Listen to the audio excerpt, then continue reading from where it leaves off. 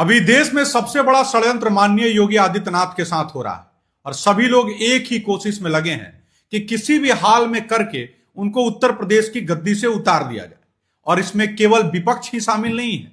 पक्ष भी शामिल है। अगर मैं आपको कहूं कि इस पक्ष में मोदी और अमित शाह भी शामिल हैं तो आपको लगेगा कि मैं कितना भद्दा मजाक कर रहा हूं, लेकिन यह बात सही है। अब सोचिए, जिस यूजीसी कानून की अभी कोई जरूरत ही नहीं थी, जिसको किसी ने मांगा ही नहीं था, जब हिंदुओं को बांटने की कोई बात ही नहीं थी, जब योगी आदित्यनाथ ऐसा कह रहे थे कि बटोगे तो कटोगे, एक रहोगे तो नेक रहोगे, उस स्थिति में यूजीसी लाया जाता है और हिंदुओं को दो भाग में बांट दिया जाता है। उनके बीच के जो प्रेम है उसको तोड़ने की कोशिश की जाती है, ताकि सभी को पता है कि जो स्वर्ण बिरादरी है उसके 90% से ज्यादा वोट जो है योगी आदित्यनाथ के साथ जाते हैं। और अगर ये नाराज हो जाएंगे और बायकॉट करेंगे तो योगी जी को वोट नहीं देंगे, जिससे उनके गद्दी पर खतरा मंडरा जाएगा।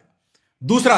आपने देखा होगा कि मणिकर्णिका घाट को लेकर जिस तरह का अफवाह फैलाया गया कि मंदिरों को तोड़ा जा रहा है, तो इन तमाम तरह की कोशिशें इसलिए की गई कि उनकी जो हिंदू हृदय सम्राट की छवि है उसको धूमिल कैसे किया जाए। तो सारा तरह से एआई जनरेटेड वीडियो बनाया गया और तरह तरह की ऐसी बातें की गई जिसको देख के ये लोगों को लगे कि योगी जी भी अब हिंदू विरोधी हो गए। तीसरा, अभी जो आपने देखा होगा संगम में जो प्रयागराज में जो खुद के स्वघोषित जो शंकराचार्य हैं वो जो कर रहे हैं, वो एक पपेट है, वो सिर्फ एक कठपुतली मात्र है। उनके सहारे जो है हिंदुओं को तोड़ा जा रहा है, कि आपको यह दिखाया जा रहा है कि माननीय योगी आदित्यनाथ जो है एक शंकराचार्य पर हावी हो गए, एक शंकराचार्य के विरुद्ध जाके खड़े हो गए, ताकि जो भी हिंदू धर्म को मानने वाले लोग हैं उनके मन में कहीं ना कहीं योगी के प्रति थोड़ी सी नफरत आए और ये लोग अपने चाल में कामयाब हो जाए। अंत में हमको बस इतना ही कहना है कि जो लोग ये समझते हैं कि अगर योगी नहीं रहेंगे